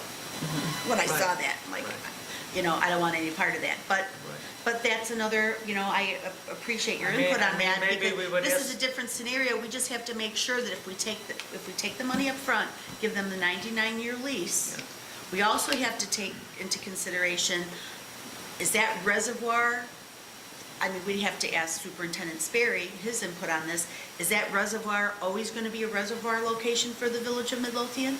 Or is there ever going to be a time where that reservoir is so old that infrastructure no longer works for us and we have to move it somewhere else? And then we decide to sell that property? So you're asking to get another line here to say, we'll take the 99-year lease with the bigger. With the upfront payment. It was like $239,000 for a 99-year. Then I go with, my opinion, I go with the pig and the poke. Oh, watch the lights. No, I should. I'm taking one. Okay, well, I will run, think I will run that calculation and I will see how that works out. 2,300. Is, can we ask Steel Near how much they would charge to advise us which way? Well, they'll probably charge us another $3,500, but actually, the information they gave us last time was totally contrary to what American Tower was bringing to us. So Yes. I don't really know that it's worth our, 22. I don't know that it's worth $3,500 to ask Steel and Air for their opinion. Okay, you gonna get more information? So yeah, I will move forward with the negotiations on this, but I just wanted to bring this to everybody's attention, okay? Oh crap, what did I do? Okay, all right, there we go. No, that's not it. Come on now, you So know are better gonna than ask that. Superintendent Sperry, you want me to? I do have to say, though, Can you ask him? It is quite comical, the fact that trustee Cavney is discussing technology and cell phone usage. And I can't While we're figure out talking about how- pigs and pokes. I just really feel like I'm in the twilight zone right now. I don't even know what to say. And meanwhile, I can't print a document on the trustee computer. Right. Green Acres. Yeah, exactly. Better than when trustee Brown talking about virtual servers. Let's not go there. Okay. Here we are. All right, next item is from Insight. Insight, if you recall, was the representative that negotiated on, they were the site selection realtor, for lack of a better term, that works with Verizon to secure their sites. Insight also works with T-Mobile. So I had a nice conversation and some back and forths with Ray Schinkel, who represents T-Mobile. And of course, he's totally aware of the Verizon deal because it's public knowledge, and so he knows all about it. There's no confidentiality on our Verizon contract. And even if I refused to give him the information, he could FOIA it anyway, so I didn't even, attempt to have that type of conversation. Basically, what T-Mobile would like to do, if you look at the email, Alan was kind enough to get this on the board docs for me. There's an email that has a drawing attached to it, and the drawing just basically shows the water tower. At the top of the water tower is a rendering of what the Verizon antenna would look like, and what T-Mobile would like to do is put 6 antenna. Verizon's putting 9 on the top. T-Mobile would like to put 6 antenna around the neck of the water tower. And they also need to have a small, oops, I just lost my document. They also will need to have a small area for a small shed. Verizon has like a 10 by 20 plot within that shed, within that fenced area for their work shed. T-Mobile will need similar space. T-Mobile is offering the village, Verizon's rent is $3,000 a month with a 3% increase. And that's for 9 antenna. T-Mobile is offering $2,250 a month. However, they're not offering us 3% a year. What they want to give us is 15% every term, and the terms are 5 years. So 3% a year is a little tiny bit more because you're compounding 3% year after year after year versus 15%, and that's the plan that I would prefer to stick with.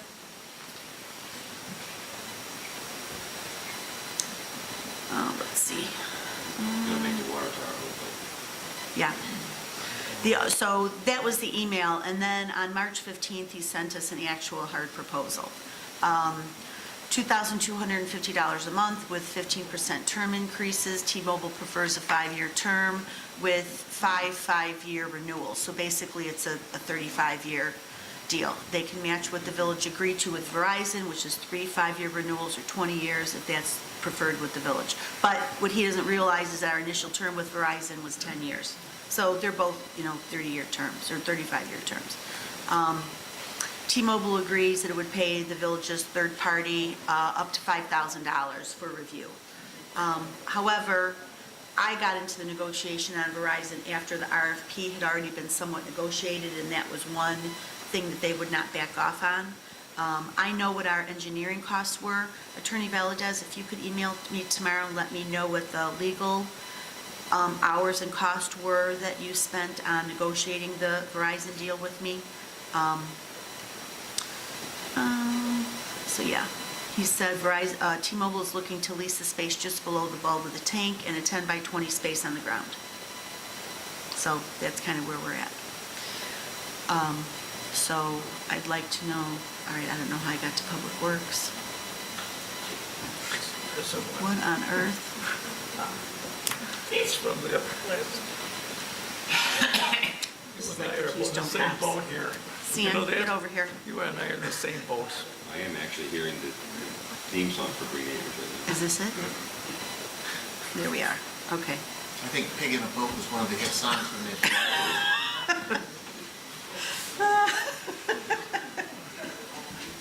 I'm going to start singing Baby Shark.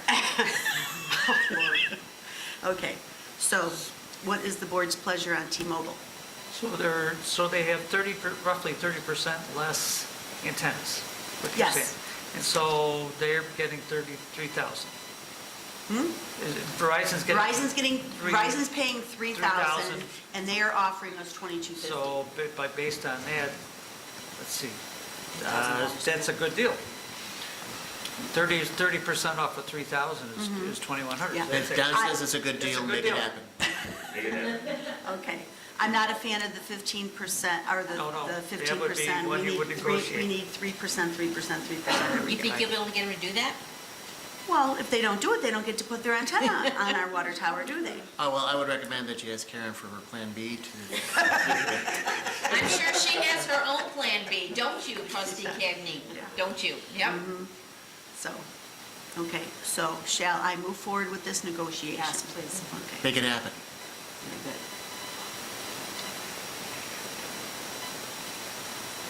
Okay, rain-ready community garden maintenance. I was supposed to have had did I send you did I email you the proposal that I had gotten from, No. No? Okay. I will email it to you tomorrow then. I had received a very nice renewal proposal from Julia Plum to take care of our rain garden maintenance, and I was supposed to have gotten a quote from Smitty's in Posen, but I have not. So if I don't get it in the next couple days, then I would just recommend we move forward with Julia Plum's, because her maintenance cost was still fairly reasonable, pretty close to what we paid OAI last year. And we know she knows what she's doing. Yes, I'm exactly. not so sure that anybody else would know because it's so specialized.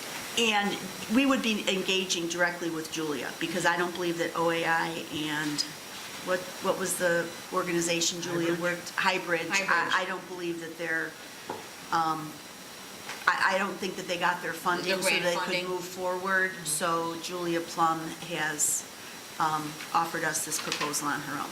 So, and I'm also going to talk to her on the side about doing the rain garden installation that we have to do, the green infrastructure we have to do over at the parking lot, and see about the Keystone parking lot. Okay, well, that's all going out to bid, so she'd have to subcontract whoever gets with Well, whoever gets the that's award. fine, but I would, if we're going to have her work on this, I would like her to be the vendor to work on that. Because I'm thinking what we could do, I don't want to have to seed that parking lot like we seeded this, because it's going to be too much work and maintenance. What I'd like to do is harvest some of the mature plants out of our rain garden and put them over there.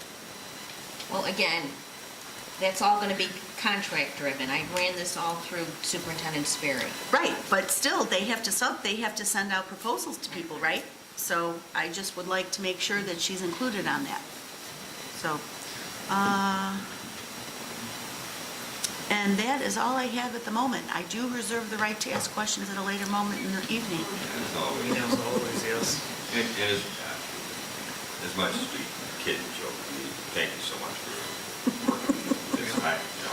It's a lot of work, it's a lot of words, it's a lot of stuff. Yeah, exactly. All right, trustee Kiley. Thank you, Mayor. Trustee Ivan advised me that the cleaning crew for the village hall has given notice that they are going to leave, and he had the very good idea that there is a cleaning crew for the chamber. Is that right? She's a member of the chamber. Right. We met her at the last chamber Okay. luncheon. Okay, so that cleaning crew, you asked Joe Superintendent Sperry if he would talk to them and see what their rates Yeah, might be. I'm just waiting for the card from the trustee that's sitting next to you. Pardon me? I can't find it. You didn't find a business card? No, I All right, didn't find the I'll check business with the chamber then, what her contact information We is. brought this up at the department head meeting today as well, and Chief Delaney is going to reach out to a service as well, so we can get some. Competitive? Awesome. It may be,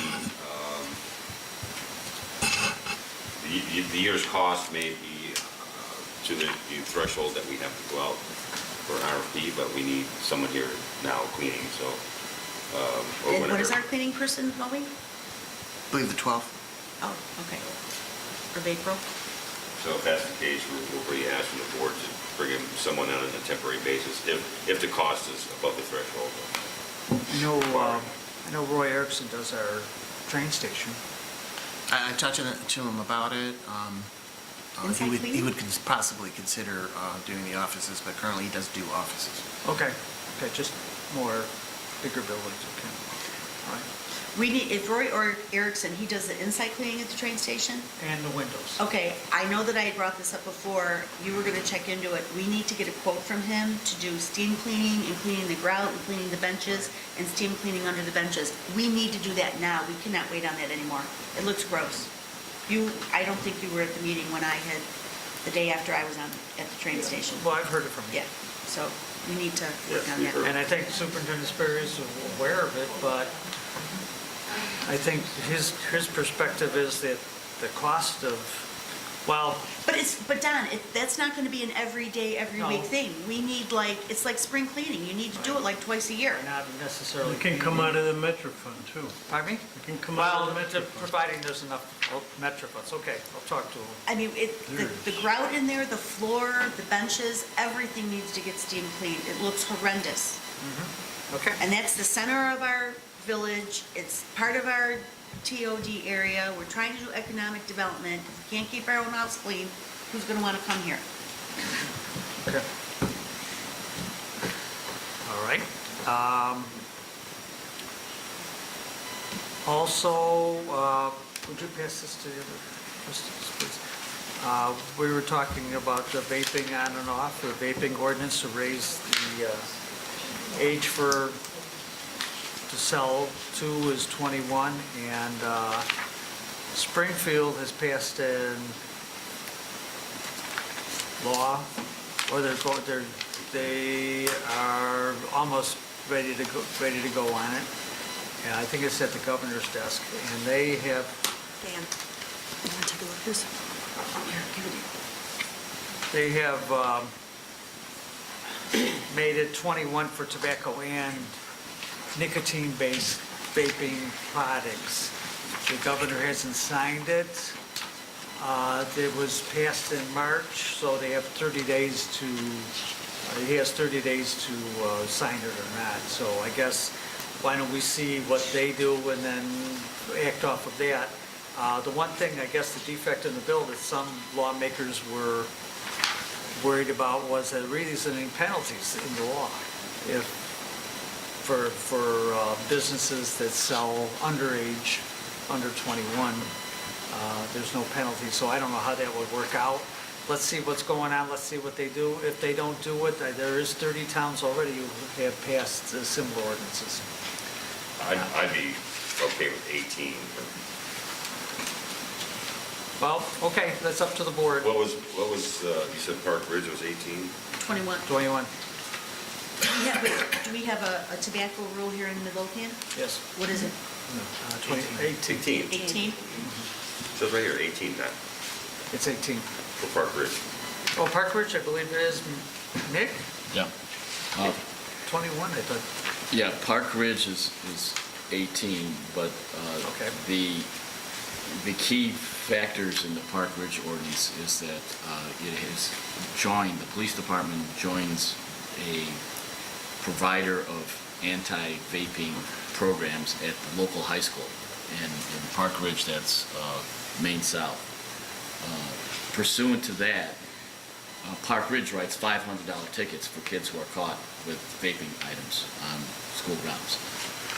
They also provide alternative remedies, and that's what's in the ordinance here. That's a model ordinance for the board to consider. What would happen is that if the student is willing to take a 2-hour program on the dangers of vaping, the fine is reduced to the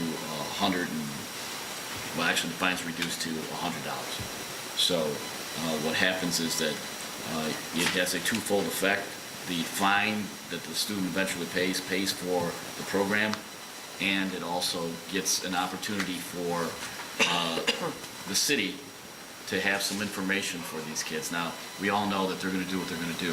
If they're going to continue to vape and be cool with each other with vaping, in the case of Park Ridge, we get 40 tickets a month. So if you figure that there's a high school, 40 of their classmates are written up for this every single month, yet they keep doing it.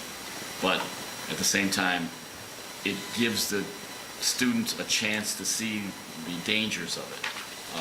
It gives them an opportunity to see that they are injuring themselves and endangering themselves. And I think that's what Trustee Killelea wanted, was an education program to get the word out that vaping, because of the flavors and because of the glamour of it, is not a healthy thing to do. And that's what this program does. Been very successful in Park Ridge. It actually generates a little bit of money. That's not the goal, but it generates a little bit of money, and it also educates the kids at the high school. The crux for us would be is we would have to find someone at Bremen High School who would be willing to provide that program, or the police department would have to find an actual program that would serve these Well, we have classes. a meeting coming up in a couple of weeks with our, with the schools as it is, and we're already involved with the restorative justice program, so I'm sure we could work something into it with the high school. Yeah, all we need is a program. Like I said, I'm sorry, go ahead. in Park Ridge, I'm actually the hearing officer in Park Ridge who hears these cases. Been doing it for almost a year and a half, or November of last year, so have not had a single student actually go to a hearing, go to a trial and contest that they were vaping. They all pay the fine and go to the class. And I'm assuming that they pay the $125 fine and go to the class, they don't pay the $500 fine? Correct. No one has paid the $500 fine yet. Okay, do we have any idea, Don, do you have any idea? Have you reached out to Bremen High School to find out if they know approximately what percentage of their student body might be vaping? I'm assuming it's illegal to smoke on Bremen. It is, I think property. it's a state The law, kids- they can't But I smoke mean, on the school kids grounds. can't smoke Adults on school either, grounds. Yeah, nobody Yeah. can smoke. But I mean, But it's vaping, not a tobacco product. right, but vaping is such a, under the radar type of a thing that, kids could sneak in the bathroom and vape and nobody would know it. But do we have any idea if the Bremen administration knows approximately, like, are they busting kids on a daily basis vaping? Find that out. Just a minor point of here. I thought we were talking about nicotine and vaping, not vaping in general. Well, that's up. Don't all vaping products have nicotine? No. Okay, didn't know that, I don't know anything about it. And our ordinance precedes the advent of the vaping trend, so we probably should revise it anyway. And So our if- ordinance is gonna be limited only to nicotine vaping products, not all vaping products? We could define it any way we want to, although You can do either way. nicotine is what's contemplated, I believe, in the Park Ridge ordinance. Nicotine is the major problem here. Right. Because it's addictive and also it affects young people's brains very. And right now, badly. there's no limit, any dealer can sell vaping products to children at any age, even though it has nicotine in it. Right. Okay. And there is 30 towns that have already passed 21 age limit, so it's up to, I think, again, I'll do this, my homework, thank you, and in the meantime, let's see what the state does. If the state decides to do nothing, then I think we should act on it in some form or fashion. I was just thinking the 21 age was better because 18-year-old makes it easier for it to get into the high school. Now, our community's kind of small, our community's not as big as Park Ridge, I mean, area-wise and population-wise, so, say this rule goes into effect, we've got a lot of school kids, school age, high school age kids who are here in town every day, but that don't necessarily live in Midlothian. You know, so is this just going to be, this is not going to be limited to Midlothian residents, right? It's going to be limited to any minor under the age of 18? The merchants will be prohibited from selling to anyone under a certain age limit. Okay, well, this document is talking about Park Ridge giving tickets to minors who are vaping. So is our ordinance And going to be against the minors who are vaping, or is it going to Yeah. just be talking about prohibiting businesses from selling it to anyone under 18? If we pass the ordinance and the business sells it to someone under 21 or 18, then they get fined. Okay. Well, But is the ordinance also going to include giving citations to, Or no? It's an enforcement issue. You don't know if there's nicotine in the vapor or not. Yeah. So I don't know if you want to go that route. Busting anybody I'm that's just asking vaping because that was I'm not sure underage. what we're talking about now here. Well, there's two parts of it. Part of it is, it's always illegal to sell tobacco products to people under legal age. And you get your license taken away from that. What this program is to address the educational issues, to take the glamour off of kids Sure. doing I got vaping. that. And that, and I commend Trustee Kelly, because that is the approach that you have to have. It kind of sprung out so fast. It became so popular so quickly that it really, reflected the advent of cigarettes back in the day when they became professionally rolled, which is that everybody wanted to do them. So What if I have, I'm sorry, what if I have the police department take a look and talk to the school that they work with already about the program and come Right. back with a recommendation? Sure. And we'll wait for the state to see what they're going to do, and then go through more of Right, Okay. it. Okay. thank you, Mayor, that's all. And because of you, I'm seeing what it's like. I don't smell like cigarette smoke, so that's good. Trustee Crowley. Thank you, sir. A couple things. First, I have a estimate here to have the vehicle for the animal care and control person fitted in connection with the state statute to be able to transport animals. The bill, we got this quote from Public Safety Direct, and it's $934. And I'll be asking for that to be put on the agenda next week for approval. If anybody has any questions. Next, I have on my agenda this disposal of two vehicles. Lieutenant Amrine has made a recommendation to the chief that he would like to dispose two of the vehicles at the police department. One is Squad 405. That is a 2005 Ford Explorer. They've had a lot of repair issues, and it's outlived its usefulness for the police department. I did, however, get word from Chief Delaney that he spoke to Superintendent Weiner, because he was aware that they were looking for possibly a vehicle, and Superintendent, before we dispose of it, Superintendent Weiner is going to take a look at the vehicle and see if it's something that they can use in the building department. The second vehicle that we're looking to dispose of is a 2012 Hyundai Sonata. It is a seized vehicle, so we are looking to have it put on the agenda that we can dispose of this. As a seized vehicle, any proceeds we get would have to go into the seized fund, where the Explorer would go into the general fund.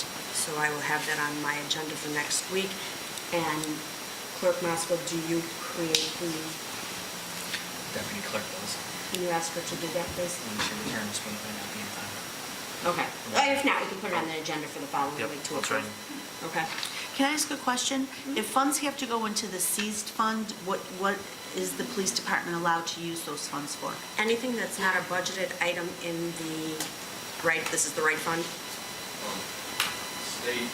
State seizures are more strict usually for enforcement and things like that. How budgeted items for federal asset forfeiture, being capital improvements, so long as it's not budgeted for. And is this Sonata a state or a federal All seized? of our vehicles are. State.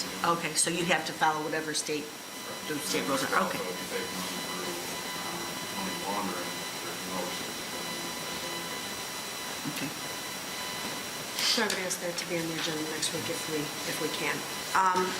The next item on my agenda is, you'll see the attachment, the discussion for a contract with the University of Illinois Crime Laboratory. I'm going to try to get through this without having a lot of laughing matters. But apparently the crime lab that is used to prosecute people who are ticketed with DUIs for marijuana no longer will, and my, we do it, we just say, because I'm not going to get through it. So, when I we- tried.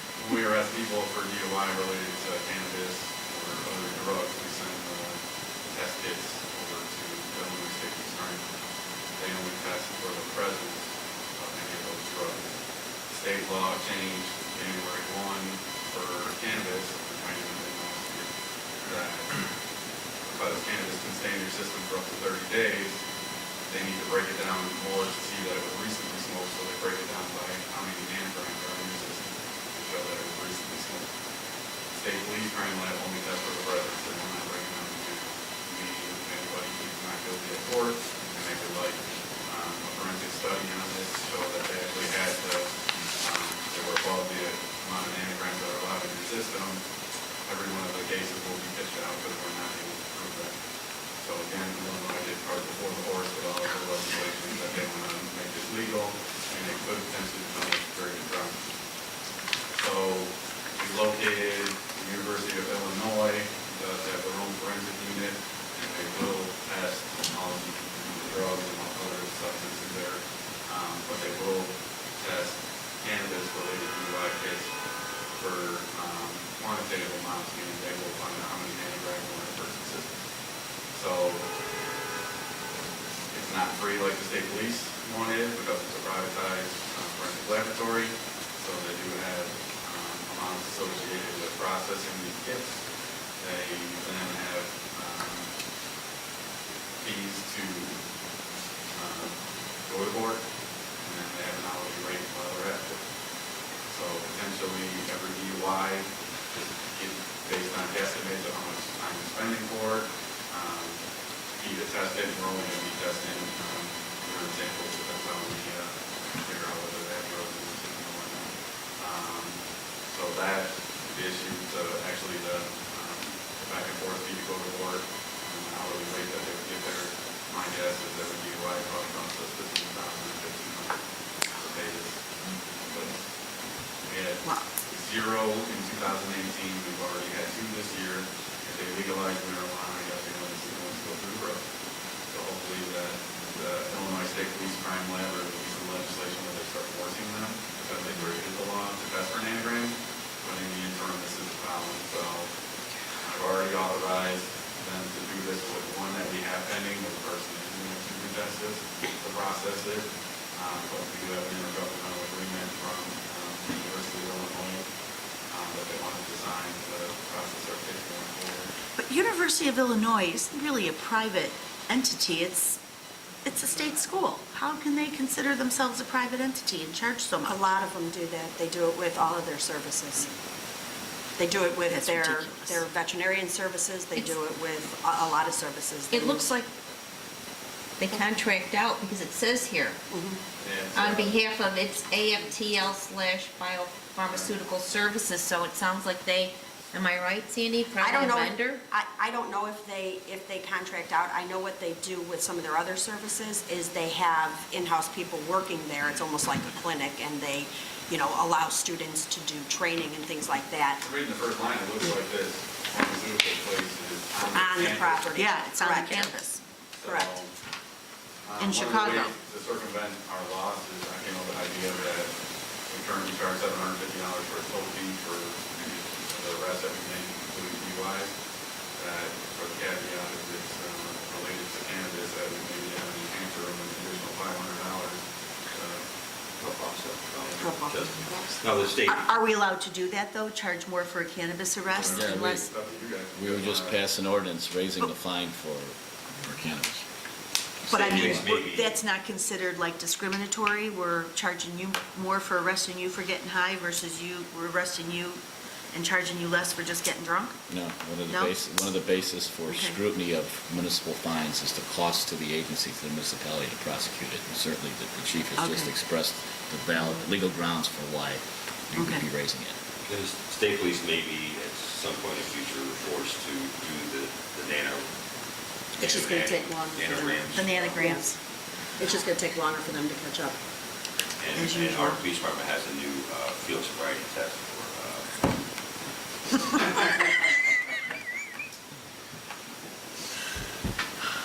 So unless anybody has any questions, I will be asking that this go on the agenda for next week to enter into this intergovernmental agreement between us and the Board of Trustees with the University of Illinois until such time that the Illinois Crime Lab conducts these tests. And just tell me again, how much are they going to charge per test? It's not, I actually had the fee schedule. yeah, there's a whole schedule, Yeah, I was and there's looking for different that. I costs. forgot to give it to you guys. It's not attached here, though, right? Okay. I thought it was. It's It's like gonna a be about, we think maybe $1,000. $1,000. It was, I want to say to test the urine sample was like $300, then Buzz was north of I-80, it was $100 travel cost, and then it's, I want to say $150 per hour. That's Yeah. at North Florida. Yeah, that's where it says here, court support testimony would be provided at $150 an hour. But, So we wanted to try one to see what we think the costs are gonna be, and we can go by them. So when the village police department secures the sample, and you said this is going to be a urine sample, not a blood sample, do we transport it down there? Do we mail it? How does it get there? Well, right now, we transport all of our stuff to the Illinois State Crime Lab, so I didn't ask that question if we mail it, but we'll probably Drive it? transport it first. Okay. Where's the state of Illinois crime lab? You can't change custody. Yeah, oh, true. So something can be Yeah, tampered with. right. So I imagine we have- Joliet, Huh? was it in Joliet? The Illinois State Crime Lab is Yeah. this one, it looks like it's downtown. Yeah. Okay. yeah, the Chicago campus. They keep it in the fridge, in the lounge. In the break room. There you go. Good. Lemonade. It's not the break room fridge. Okay. Next, I would be asking for the board to add to the agenda for next week the approval to post for the part-time clerk position in the police department. And other than that, I have nothing else. No? I think you just made comment about it, or he's watching something on the screen. Attorney Valdes. I have nothing other than the village pursuant to discussion and the history of the contract that the village has with IDCI, drafted a termination letter requesting that the village retainer be returned. IDCI is the architect. Okay. I was going to send it to him once you sent me the plan. I'm just letting the board that that's where we're at. I have nothing else. Under my business, I have on here as a reminder that it sounded like the majority of the board was okay with providing a resolution in support of Class 8 for the property that is being leased by La Michoacano Michoacana. Azteca. Deputy Clerk Kalaki has drafted a resolution, and it is currently in Attorney Valdes' hands, and I will make sure that everyone gets that in a timely manner before we go to approve it. So either probably 2 weeks from now or something. I sent you guys all I just gave you guys the statement, the invoice from Southborough Mayor's Managers, the annual dues in the amount of $11,461. That is based on our population, I believe. I believe it is. And Trustee Cavaney sent me an email, I forgot to respond about the $200 dinner assessment. They have business meeting dinners, so that's what that would be for. Oh, okay. Should we pay for those in advance? We pay to go, I don't know, but, I don't know Are if they I- at their SSMMA office or are they at a Different- restaurant? Different places. Oh, and then, so then when you go to the different places, you don't have to pay? Yeah, So we have to pay the $200 fee plus you have to pay for dinner? maybe Trustee Kreis or Trustee Killedy would have a better idea. I don't think you pay if you go. No, I don't That think, you pay. Does anybody from the village go to those? I have not made one in the Aren't past they year. on Wednesdays? No, I went to one and I didn't have to pay. Okay. Okay. Aren't they on Wednesdays though? No, No. they're on Thursday. I Thursday. thought. Oh, on Thursdays. I thought Is they it were something, Wednesdays. are those something that we should take turns going to? Should someone from the village go to It's a great those? organization, you know, if you guys can find time to go, since we're paying for it. So, I didn't get I meant to search for last year's, I think that's about what we paid last year. I would say that sounds pretty familiar. It's in that neighborhood. I'd like that on the agenda for approval next week, if there's no objection. There's something else. Senior, I got a hold of Metra about the bus stop. Jessica sent me word to Bruce from ICMG, I believe it is, and he emailed me back right away saying that they would look into it. Jessica from RTA, not Metro, RTA is going to recommend to ICMG that the shelter be removed completely. Jessica from RTA says that ridership at that stop is very low, and they don't really need a bus stop there. She recommended leaving the pad and the bench, but no shelter. But then I heard from other people that said there is a lot of riders there, so I don't know. So Bruce from ICMG, the company that installs the shelters, because they do the advertising, will be looking into it, and hopefully resolution soon. Well, that's how they pay for the bus stop.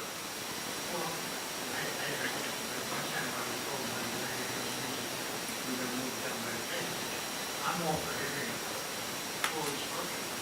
Yeah, Metro said no to the bank because, RTA said no to the bank because there's a stop on the west side of the tracks and they don't want to do a stop and stop on both sides of the tracks, so.